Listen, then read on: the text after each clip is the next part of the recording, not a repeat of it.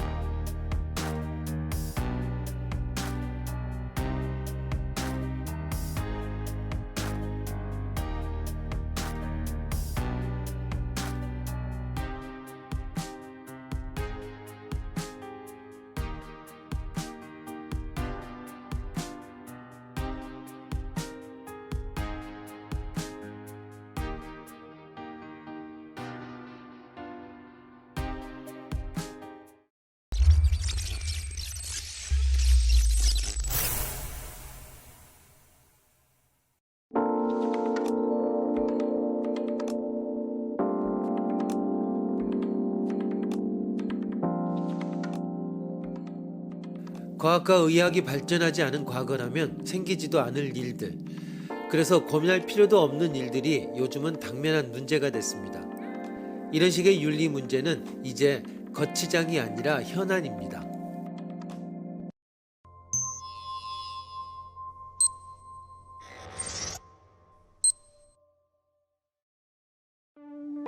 장기 이식을 행한 의사 A는 재판을 기다리게 되었다. 그런데 그동안 자살은 위법이라고 정한형법이 개정되어 자살이 합법화되었고, 의사 B가 자신의 근위축병 환자가 염화칼륨을 주사해 죽게 해달라고 한다며 상담을 요청했다. 의사 B는 일단은 거절했지만 환자는 이렇게 말했다고 한다. 자살이 범죄는 아니니까 자살할 자유는 있을 것입니다. 그렇지만 나는 혼자 힘으로는 죽을 수 없습니다. 정상인에는 자살의 권리가 주어졌는데 움직일 수 없는 환자에게 그 권리가 인정되지 않는 것은 차별이지요. 나의 자살 희망에 동요는 없습니다. 선생님은 내가 죽는 것을 도와주어야 합니다. 의사 B는 이 부탁을 계속 거절하면 장애자 차별의 짐을 지게 되지 않을까 고민하고 있다. 당신이 의사 A라면 어떻게 조언하겠는가?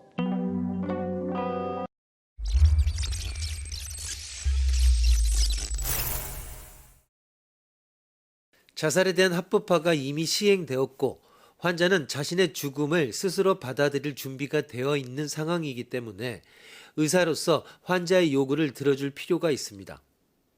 물론 여기에 자살 자체의 권리나 안락사의 정당성 등도 이어서 논의해 볼 만합니다. 그러나 여기에서는 앞으로도 계속 논의될 더 근본적인 문제인 생명에 대해 알아봅시다.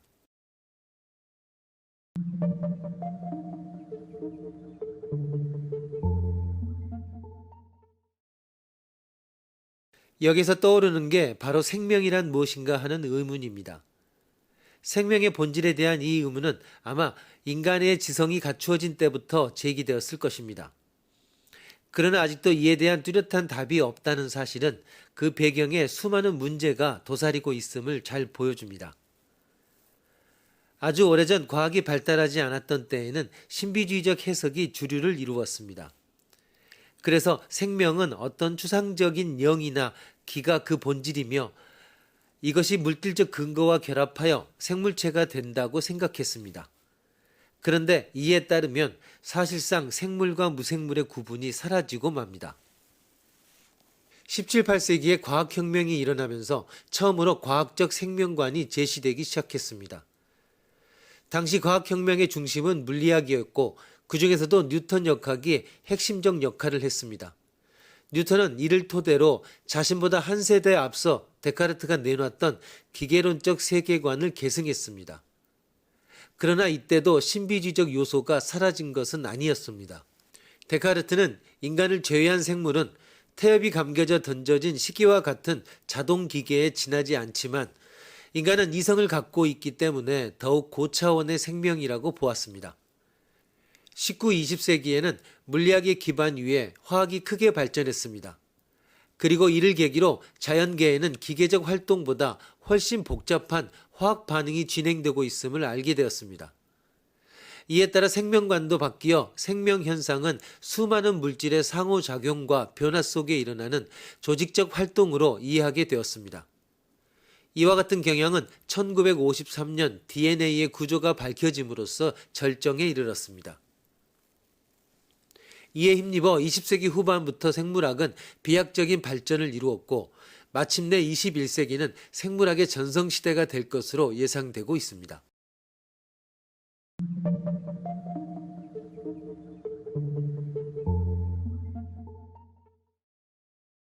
그런데 21세기 벽두에 들어 이런 기대는 줄기세포를 둘러싼 논쟁 때문에 큰 전기를 맞고 있습니다. 줄기세포는 생물체의 모든 기관으로 분화할 수 있는 능력 때문에 엄청난 주목을 받게 되었습니다. 하지만 배아세포로부터 이를 추출해내면 장차 독립된 생명체가 될 가능성이 파괴되어 버립니다. 이에 따라 생명의 정의 문제는 역사상 가장 치열한 쟁점으로 떠올랐습니다. 배아 복제를 반대하는 종교계나 시민단체는 배아도 엄연한 생명체이며 따라서 아무리 이른 시기라도 배아를 파괴하는 것은 허용될 수 없는 죄악이라고 합니다. 그러나 배아 복제를 추구하는 환자와 생명공학자들은 초기의 배아는 단순한 물질 덩어리이며 그런 것에 얽매여 당장 고통받고 있는 살아있는 생명체로서의 환자를 외면하는 것이 오히려 더 큰 죄악이라고 합니다. 이와 관련하여 법적인 사람의 정의를 참조할 필요가 있습니다.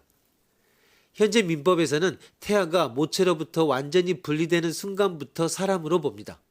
반면 형법에서는 산통이 시작될 때부터 사람으로 봅니다. 형법이 이처럼 민법보다 조금 앞당겨서 사람으로 보는 이유는 낙태죄가 산통이 시작되기 전에 태아에 대한 범죄로 규정되어 있기 때문입니다. 지금까지 논의로부터 우리는 생명의 정의 문제가 흑백 논리처럼 명쾌한 것은 아님을 알게 됩니다. 최고의 지성적 존재인 인간으로부터 무생물에 이르기까지 회색지대가 펼쳐져 있는 것입니다.